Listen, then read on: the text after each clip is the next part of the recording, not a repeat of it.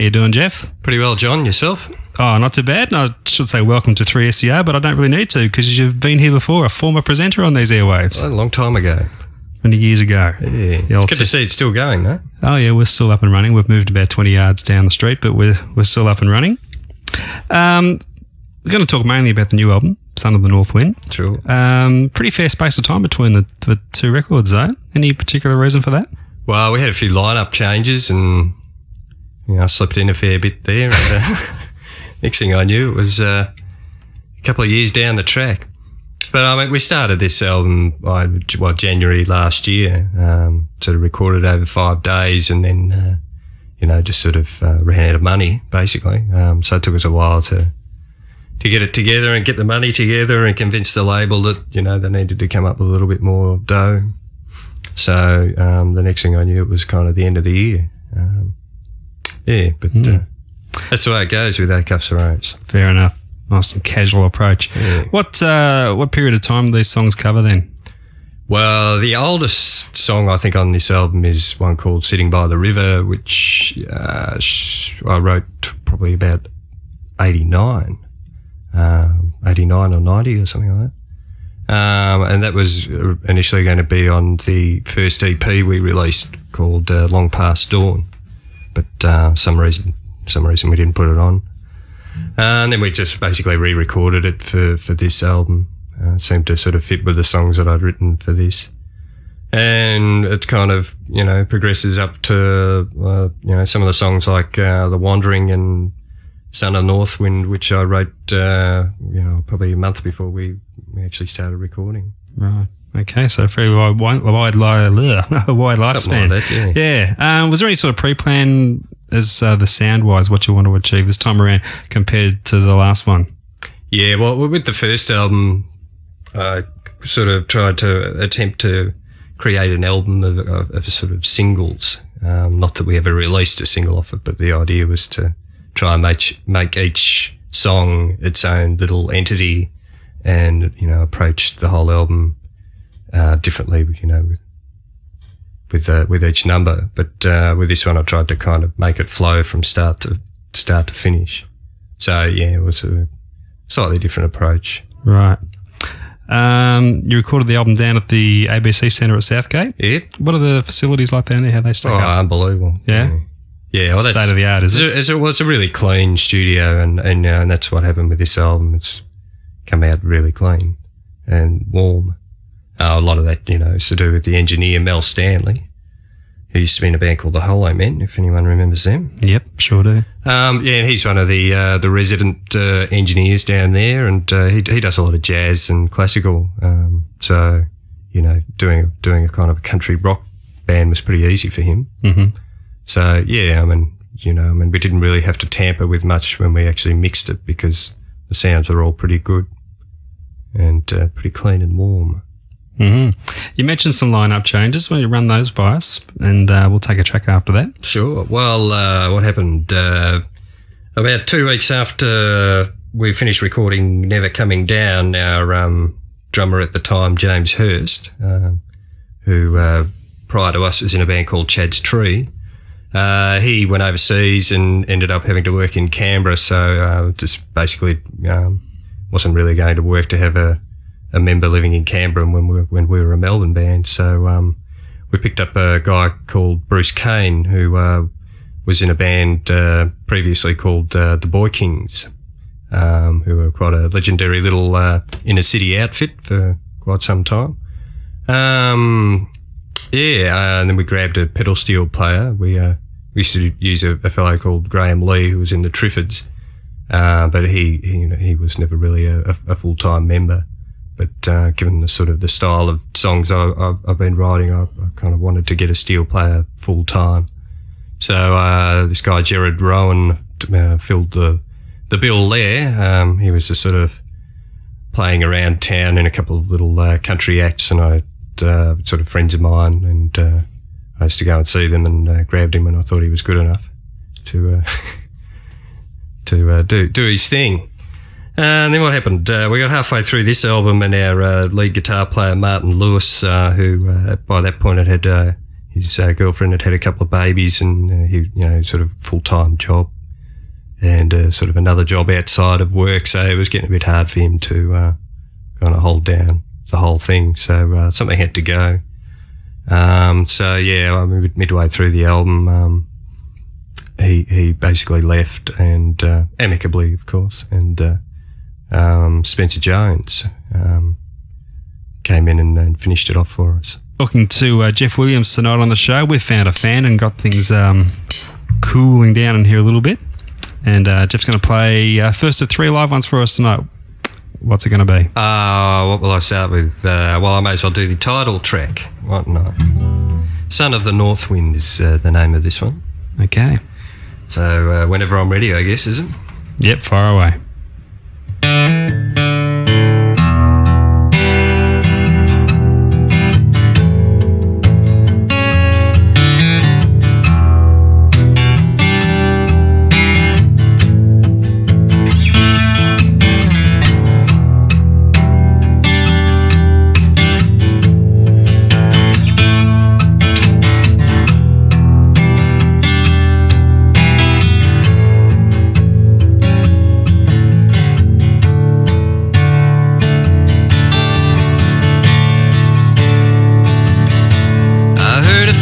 Whistle in the wind the day my world began, and I knew I was coming home. Rode on a flat car 400 miles. The wind was frozen and the countryside, it was blooming. I was riding high. I heard some railroad bomb calling up at the sky. Said only suffer strangers, and I leave when the north wind's high. When the north wind's high.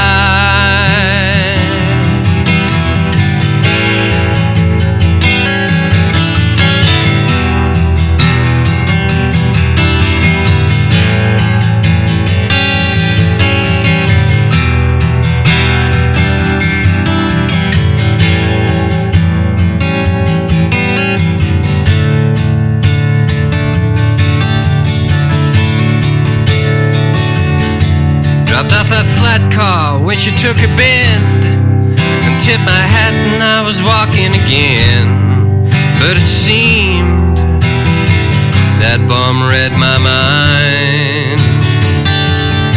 Walked into a town where I'd never been, and stopped to think how I was hungry and thin, a little unclean, that I'm a son of the north wind. There's always a stretch of road that never ends, and always a flat car as long as you're near a lonesome railroad bend.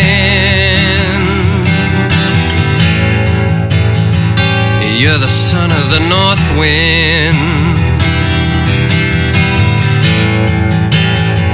You're the son of the north wind. You're the son of the north wind.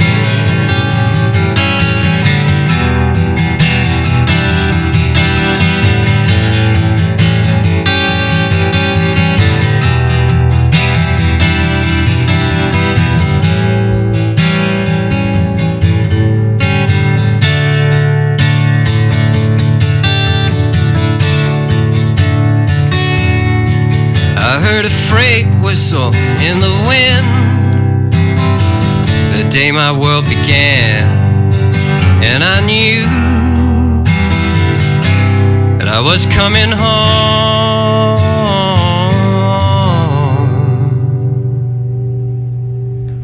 Very nice. Well, thank you.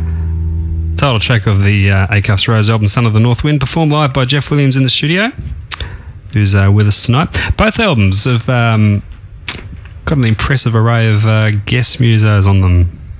Old buddies. Yeah. The buddy network. Specific people sought out for specific jobs, or? Yeah. Conway Savage, the keyboard player from the Bad Seeds. If anyone knows who the Bad Seeds are, I guess most people do these days. Would, yeah.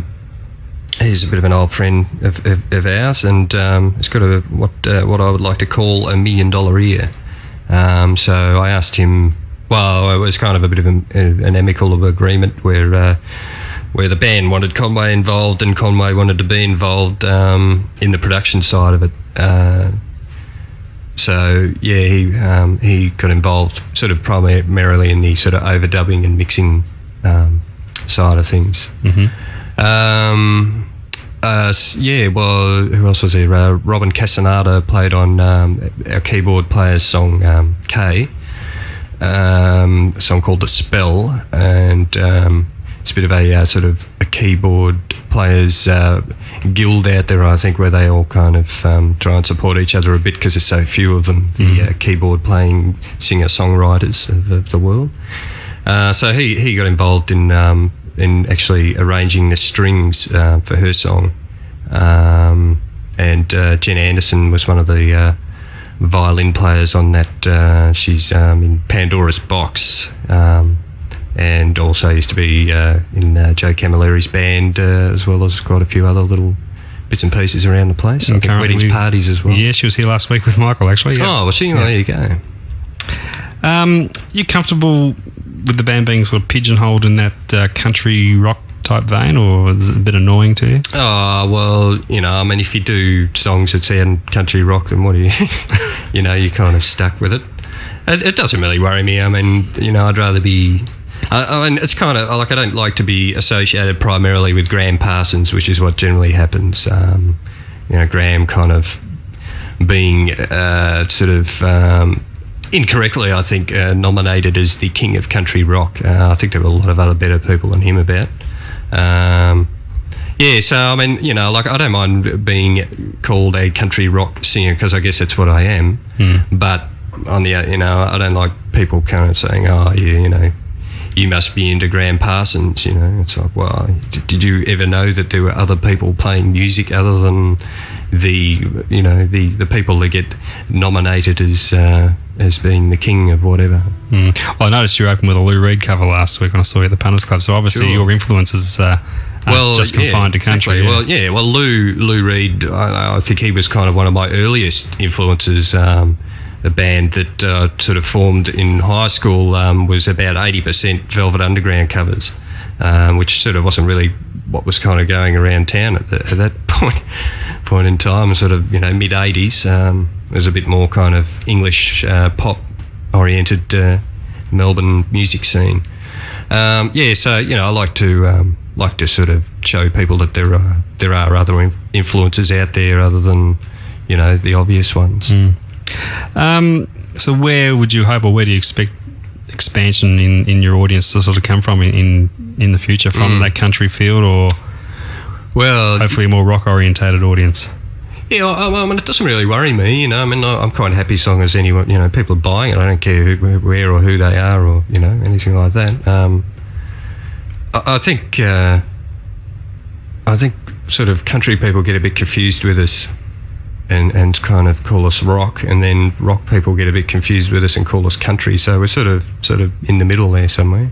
So I guess and if that being the case, you get a bit of both, and I'm sort of happy with that. All the better. Yeah. Yep. You're not, I wouldn't say heavy regulars on the live circuit. By choice or spasmodically?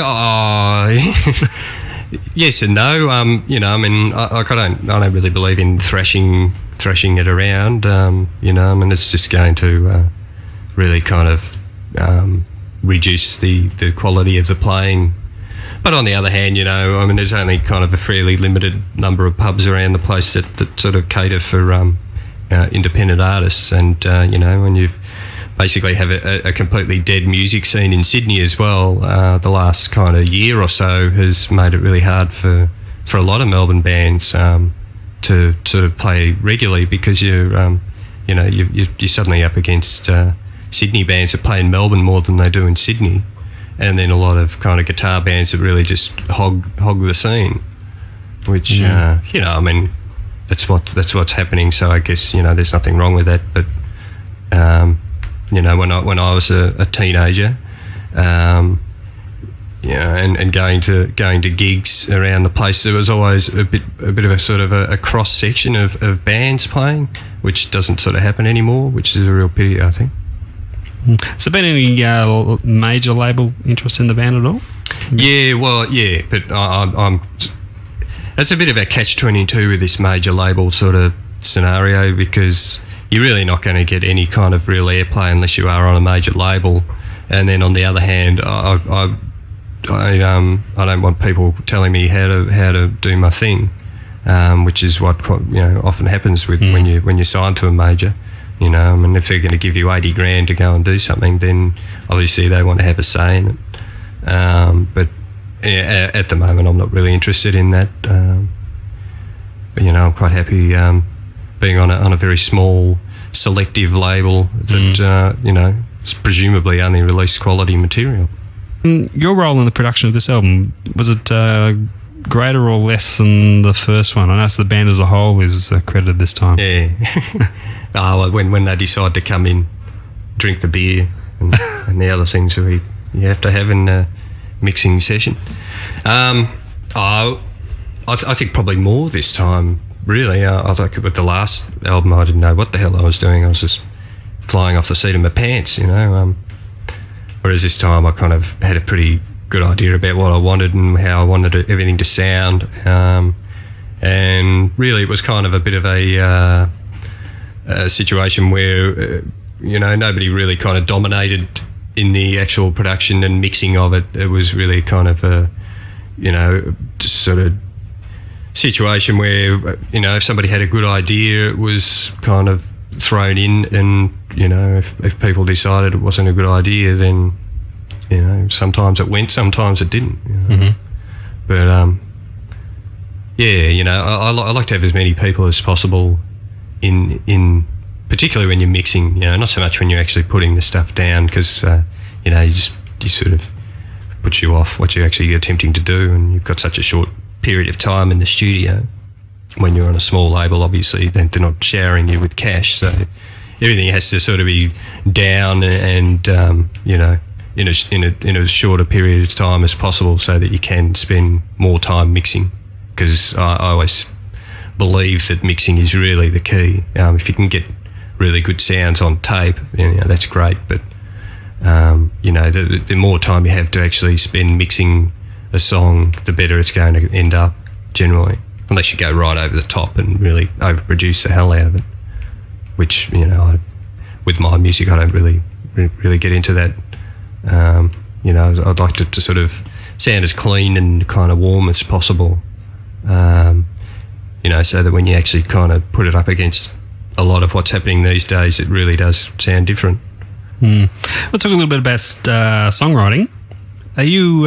Would you call yourself a prolific writer? Can you churn them out at a good rate? Yeah.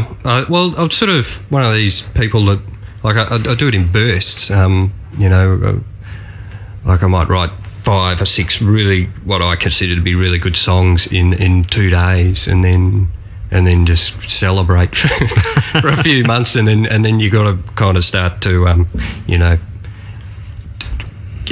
sort of work yourself back into it, and then you know, once you sort of come out of the celebratory period and into this hard slog, you know, it generally takes a few months of writing just crap before you start tuning them out, and then you know, you'll get another 4 or 5, and then you go, oh, this is great, and you go off and celebrate again, and it just keeps going over. Yeah, but, you know, it's sort of a regular thing. I like to teaching myself how to play the piano at the moment, and kind of doing that by writing songs. You know, so it sort of means that you end up with completely different styles to what I would ordinarily write on the guitar.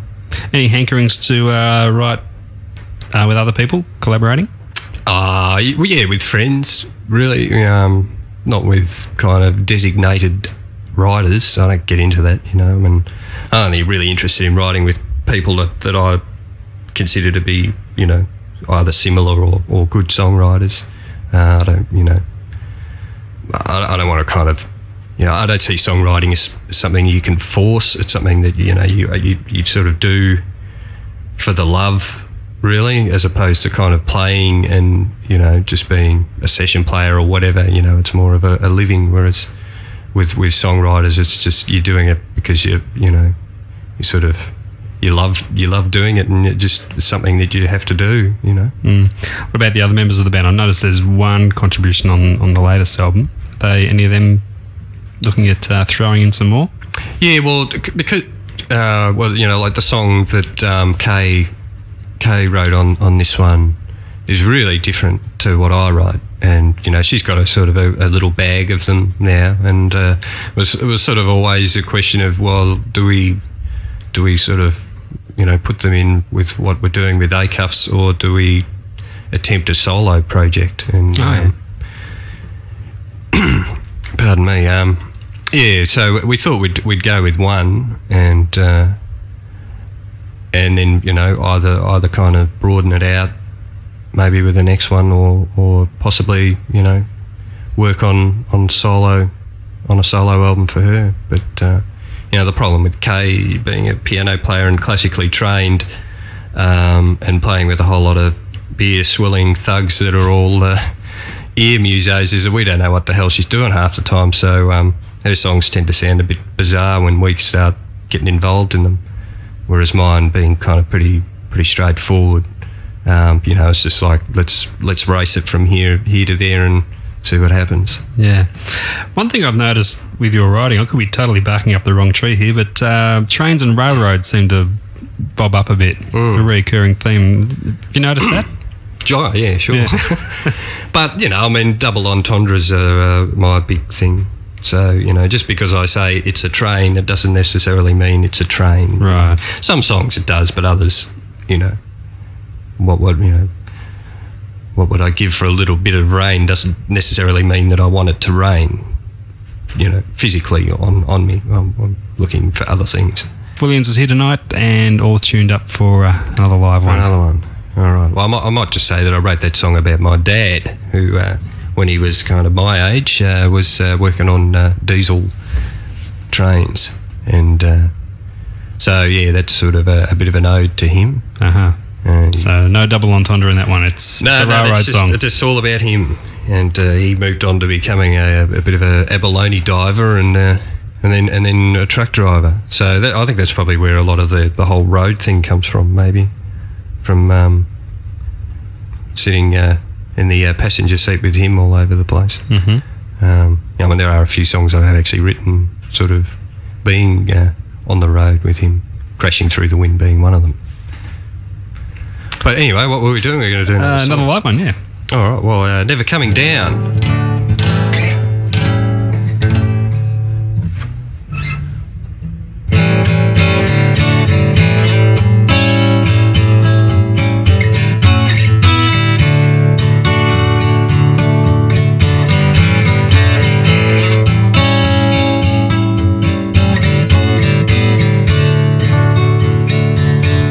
Guess I'll catch your eye out to the end of the railroad line.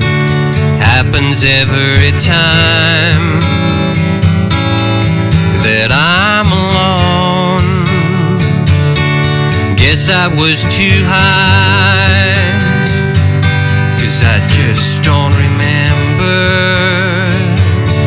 Guess I was too blind, never coming down. Guess that I never tried to find my way home. Guess that I never tried to find my way home.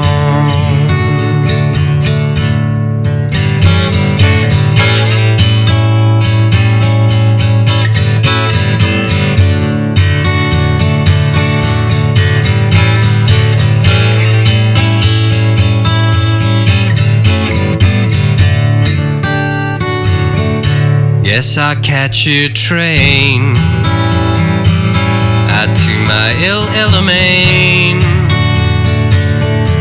go and see my friend, or else I'll waste away. I guess I was too high, 'cause I just don't remember. Guess I was too blind and never coming down. And guess that I never tried to find my way home. Guess that I never tried to find my way home.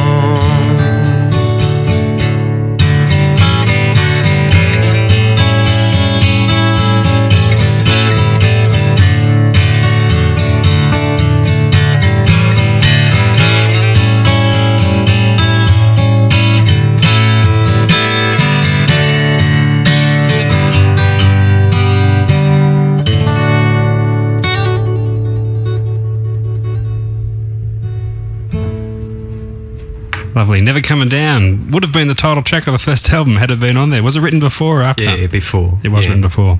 Yeah. Any reason why you didn't stick it on there? Well, because I sort of wanted to limit the number of acoustic songs, and I was going to record it, and the song called One Ship Without a Star, which was sort of like the first song that you played, we were originally going to do redo the electric version of that, and sort of ran out of time. So it was about 4:30 in the morning on the last night of the session for that we decided, well, we kind of want to still do it. So we just sort of had one winged attempt at doing it as an acoustic version, with Kay playing the piano and me just sounding like a pirate singing, and it came up kind of better than the band version, I thought. So poor old Never Coming Down got the big heave ho. It's only to reappear on. But, yeah. Do you listen to your own stuff back much? Backmasking it?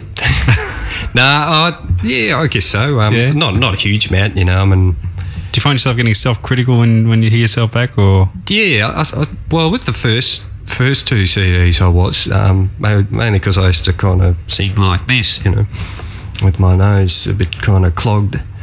Whereas I think I finally worked out how not to do that. Maybe if I'd have got a couple of lessons at some point, I might have been quicker, but, laziness. Yeah, so I mean, I can actually listen to most of the songs on this new one more, I guess. I don't know. I mean, I like now that, let's say, Never Coming Down being, maybe sort of 2 or 3 years since we actually recorded it. When I actually do hear it, like tonight, I sometimes think, wow, well, I must have been on the right stuff then. Yeah, but at the time I was a bit like, oh God, what am I? Sound like an idiot singing there. But yeah, I guess that means yes and yes. no. Yeah, bit of both. Bit of both. Up till now, I don't think I've ever read an unfavourable review of an Acuff's Rose record. What's your view on music critics, people that make a living out of it? Well, yeah, as they say, it doesn't pay for the groceries or the rent. I don't know. I mean, yeah. I guess the only bad review we ever had was in Rolling Stone, and I sort of got that one framed because it is really the only bad review. So it sort of keeps your mind a bit sort of clearer as to what you're doing. I don't know. I mean, critics are critics, really, aren't they? They're always going to be there. You can't sort of be an artiste and expect to not be criticised. And I guess on the other hand, if you get too much good criticism, then it probably goes to your head, and you maybe you stop writing good stuff because you think you're this, that, and the other thing. But most of the time, I don't even sort of, I find out about reviews and that sort of, weeks later or whatever. From what other people tell you. From other people saying, oh, did you see this or that? And it's like, no, I didn't. I missed that. So, yeah. But it's kind of, I think having good reviews overseas has really sort of opened the door for us in terms of releasing this album in Europe, which it comes out in 2 weeks' time, which I'm pretty happy about. Who's that through? A politically incorrect French label called Last Call, who used to be called New Rose, and they kind of started with Chris Bailey. He was sort of the person that the performer that kind of the reason why that label was started. Chris Bailey being the lead singer of the Saints, and they had bands like Alex Chilton and the Panther Burns and the Flamin' Groovies. Well, a whole lot of my favourite bands, and I think they had some kind of legal wrangle where the guy who owned the label lost it and had to form a new one called Last Call. So I guess that's where the name comes from. Mm-hmm. And within Australia, how's the band going, or how do sales go outside Victoria? Sort of trickles. It's pretty sort of, because I find it so hard to actually get gigs outside of Melbourne. It just obviously means that we're not going to sell as many as we do here. So we might sell sort of 1,000 or 2,000 in Melbourne and maybe 10 in Sydney. But when I was up there a few weeks ago, and the country rock scene is definitely ripe for the picking. It's just that promoters don't realise this. So they're the ones you have to convince to actually let you play. And if publicans are obsessed with people that only sound like Frank Zappa and Neil Young, then what do? Play in Melbourne. Exactly, where it's all happening. We'll take The Wandering from the latest album. Anything you can tell us about that one? What can I say about this one? It's sort of just really probably the song that I wrote just to finish the album. Not particularly one of my favourites on it. I think Crashing Through the Wind is probably my favourite on this. But it's a good little sort of meat and potatoes sort of rocking little thing once it gets going, and you've got to do that, balance it out. But I can't quite remember what I was thinking about when I wrote it. Being a Gemini, you sort of tend to write things and then sort of months or years later look back and think, oh right, so that's what I was talking about. So I'm still not too sure why I wrote this song. Oh, fair enough. Well, when you figure it out, get back to us. Yeah, maybe next time I'm here. Okay, one more live one. What is it going to be this time? What will I do?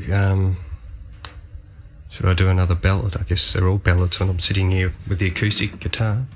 One Way Conversation, Country K's Blues, in other words.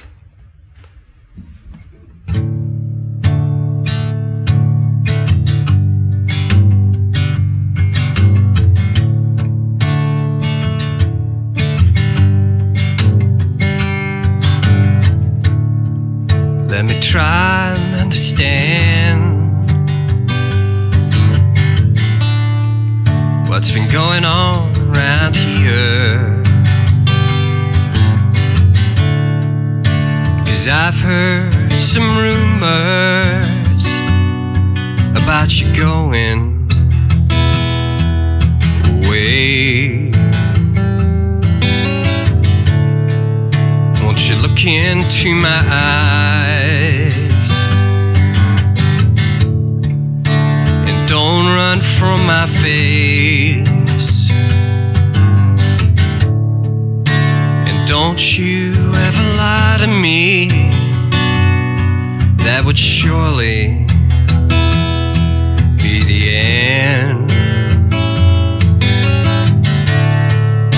I ain't nobody's fool. I've never been one for crying, but you led me on so long. I can't believe that you're going,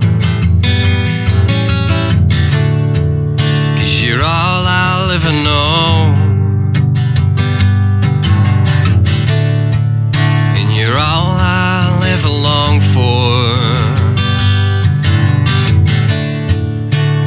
tell me things have to end. That's just a line that you throw in. Take my heart, take my mind, take my soul.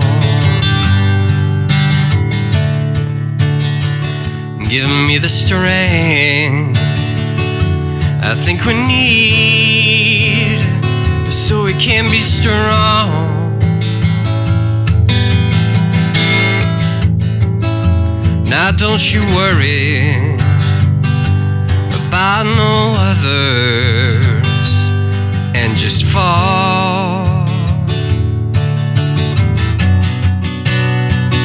into these sweet loving arms where you belong. Into these sweet loving arms where you belong.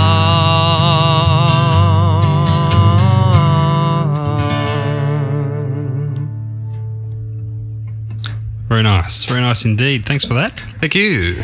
How's your relationship with Torn and Frayed? Pretty good? Pretty good, yeah. Yeah. There's so. going to be some changes there. The head guy's moving on, I believe. The head guy. Torn and Frayed was formed by three guys. One of the guys that actually is a co-owner of Shock Records. And the other two guys were guys that worked there. And one of the guys that worked there, Steve Cross, eventually got poached by Mushroom. So he's got his own label down there called Infectious. And he signed a band called the Paradise Motel, who are a pretty happening little unit. There's a lot of hype going around about them at the moment. They're pretty good, yeah. I've sort of seen that they come to see us quite a lot. I have over the years. So it's sort of, part of the little Melbourne mafia going on. Yeah, but they're a great little band. So I'm not too sure. We're supposedly meant to be doing another album with Torn and Frayed. I mean, the head honcho Andrew is still involved in it, so I don't suppose it's going to disappear.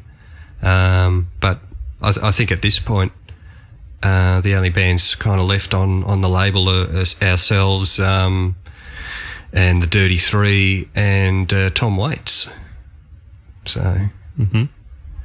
Oh, it's still an impressive lineup, even if it is only three. Yeah, well, I mean, the Tom Waits is a kind of those retrospective albums of pre-first stuff. But, I mean, Dave Graney and the Coral Snakes obviously went on to bigger and better things at Polygram because they had a live album on there, didn't they? Yeah.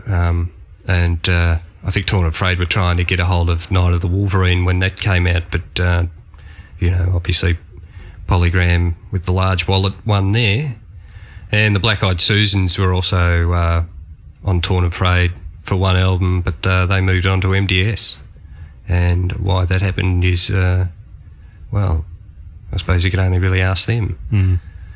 Conway Savage, who is actually has recorded another album with, I've forgotten her name now.